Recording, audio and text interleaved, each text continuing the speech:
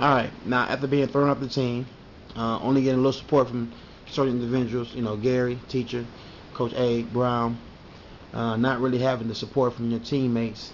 Did you attend any games? Did you still see your teammates outside of basketball? And if you did, give us the conversations.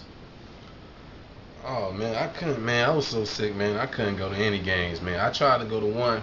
So you can go to no games. I went to like one, but I left. I couldn't, it hurt too bad, to be there. And not, especially at that time, they was struggling, man.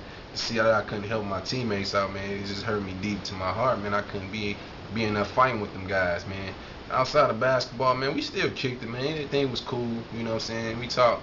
I try my best not to talk about basketball. Like I said, anytime that basketball situation came up, it hurt too much for me to speak on it. So I try my best not to speak on that But what was basketball. I mean, when you was with your friends, what did the teammates or when your teammates talk about far as basketball? Because I'm sure it came up. Did they say that's some garbage? What? Because I'm sure somebody was maybe, like man, it's Man, my garbage. guy, But I say my guy Johnny, he used to always, like I said, I always been my main man through high school, man. And he used to say, that was some BS, how things transpired or whatnot. But like I said, pretty much outside of that, man, I tried to keep it at the minimum when it came to basketball. Far as Central, man, I ain't want to speak on it, man. It was something that I didn't want to speak on. I cared not to speak on because it hurt too much, man. okay.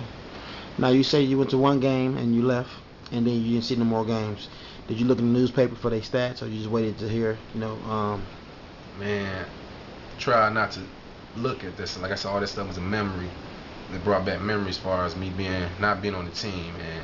But I did go to the sectionals and the regionals and semi-state. Cause like I said at that time, man, like I said, I did have my main man Johnny Ryan was on the team, man. And like I said, I used to always talk to him, man. So he try to give him support in what he was doing, man. I told him, man, go on and do what you need to do, man. You still can do it, man. Like I said, they had a very, very tough season, man. It was very. They had. I'm gonna say the expectation was low, but they lost a whole bunch of games that year, man. So, but sectionals came, man. He put that team on his shoulders. I mean, I ain't trying to pit all on him, but the whole team played good. But he played out his mind, man. So he gave me some of that net. We won regionals. Big us, my man Johnny Ryan. He gave me some net, man. Because like I said, he knew I should have been there with them cutting that net down. Because out of everybody on that team, I was there the longest. I would have been on varsity, been involved with varsity basketball with Central the longest out of anybody on that team.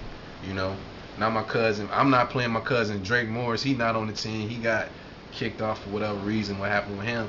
It was just crazy, man. But they did their thing, sectionals, regionals, and semi-state, and they end up losing one game before a state championship. Yeah, I remember that great season. Were you not being on the team? What kind of feelings did you have towards them guys making it all the way without you? Was there a little jealousy? Was there a little envy? Was there a little pain? Not saying that you want to see your team lose, but it was almost like you want to show Miles like you need me type deal. I mean, nah, not really. I mean, you probably always in the back of your mind feel like if they would have had you, what could have been.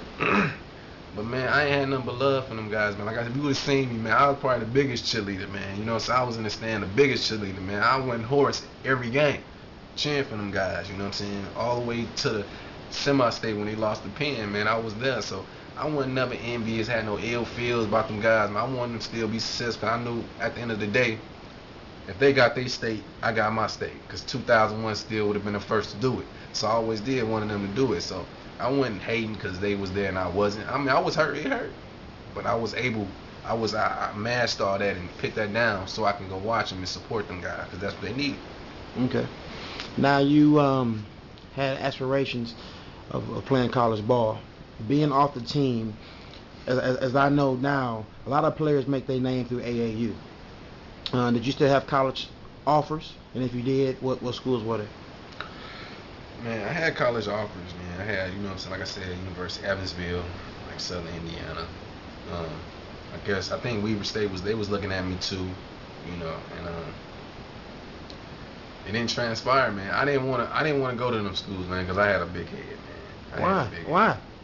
Hey, man, I thought very, very highly of myself. I seen myself as a top flight Division I basketball player. Even though I didn't have a good career at Central, I still feel like I had talent to play at that level. I wanted to go to North Carolina. You know what I'm saying? That was my dream school. That's why I wanted to go, because Michael Jordan went there. So I feel like I want to go with the best ever I went. And So you turned down scholarship offers from Southern Indiana, Evansville, Weber State, things like that.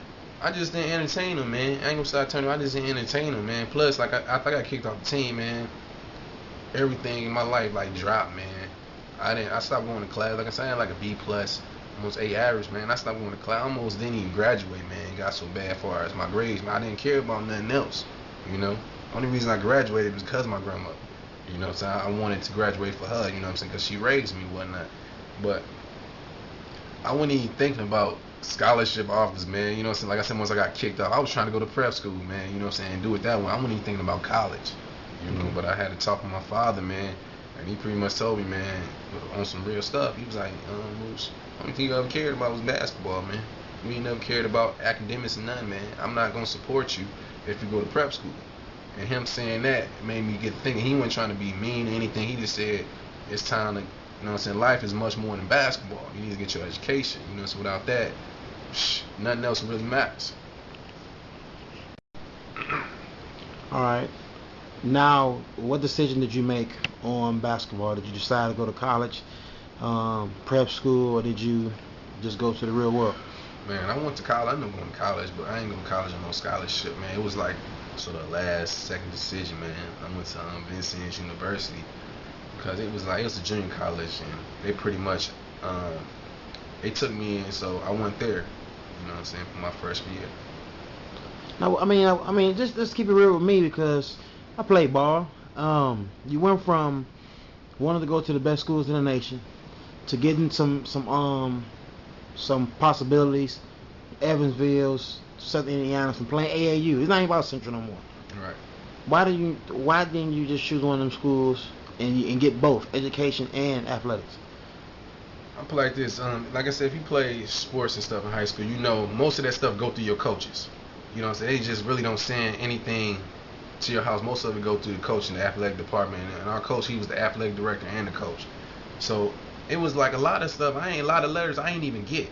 That I found out that things were sent to me from the secretary. She let me know, like, you got these letters, did you get them? I'm like, no, I didn't get that letter or this letter or whatnot. And like I said, if you ain't got that support with you, it's hard for you to do it, man. You know, it's like I said, I don't know about me trying to get a scholarship to go to college or whatnot. So I was like, I ain't know how to go about doing that type of business. So I just really pretty much on some immature stuff, just let it die down, man. You know. And plus, I wasn't going to prep school now, so I was just like, man, I'm just gonna go to college, man, and be a regular student. Okay. So now you're at Vincennes University. A lot of players went there for basketball. Yeah. Did you get that feeling back in you? Oh yeah, you already know, man. I came down there, man. Played in a couple tournaments, man. I did my thing, man. I went out there and balled out. So people, I'm talking about in the basketball player, like the team players, they was their basketball player. They was there, and I'm busting them up. You know what I'm saying? Breaking them down, whatever. And people like chicks and dudes, they was like, man, Moose, why don't you try out for the team, man? I'm like, nah, man. And they was like, so, you know, I kept hearing it in my ear, so I decided to try out. What happened with that? It cut me, man. It cut me. It was just, man, I think it had a lot to do with, I ain't gonna say I thought for real, I think I played good enough, so good. I mean, the guys on the team that was on the basketball team was like, dude, you made it. You on the team. I'm looking like, so I actually went to the crib and told my brother I made the team before I made the team. You know what I'm saying? So I feel like that's how good I did. You know what I'm saying? At the tryouts and whatnot, man. So, man, they ain't, you know, like when you go to college, it's not like high school. Yeah. Everybody's bigger than you, stronger than you. You know what I'm saying? It's much more competition and whatnot. So they got a guy that was like 6'5", 6'6", you know what I'm saying? I'm 5'11", pushing 6 foot, you know what I'm saying? 155, you know. They had something that was bigger than me, you know what I'm saying? Dude wasn't better than me, but he was bigger than me, and I guess they feel like he can help them out, and they can utilize him, you know what I'm saying, with the team. So when you got cut, you was told that, or? I mean, they didn't really give you no answer. You just was, you not coming to practice, so it's over with for you. You know what I'm saying? They ain't like pro. They call you in the room and they're gonna cut you because you didn't get that call up. You didn't see your name on the list. It's over with for you. So being cut at Vincennes, what did it do for you emotionally and athletically? I mean, that was a real big disappointment for me when I didn't make the team, man. But at the same time, it brought joy in me because I seen somebody else come up from it. A friend of mine who I played high school basketball with, Antoine Brown.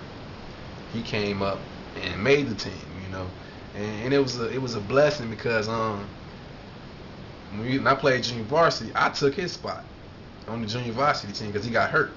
So I took his spot, man, and to see the transformation he made, and getting better, working hard, being, just going harder what he was doing, man. He made a team in junior college, man, and he did his thing.